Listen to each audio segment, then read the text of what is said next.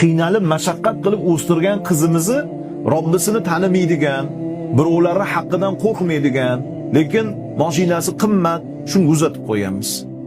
Natija nima bo'lyapti? Biz 20 yil boqqan qizimizni 20 kunda qo'pol bo'lsa ham aytaman, foydalanib tashab ketyapti. Nimaga? Birodarimiz sizdan oldingi odamning qizini ham shunaqa tashab kelganda, shuning uchun uyiga qaramang. Shuning uchun mingan mashinasiga qaramang. Topayotgan puliga qaramang azizlar. Ahli ilm bo'lib turgan, Qur'onni yodlagan nechta bolalarni ko'raman, sarson bo'lib yuradi. Bermadi qoraka qizini deydi. Falonchiga bordim, bermadi deydi. Nimaga? Nech pul topasan oyiga?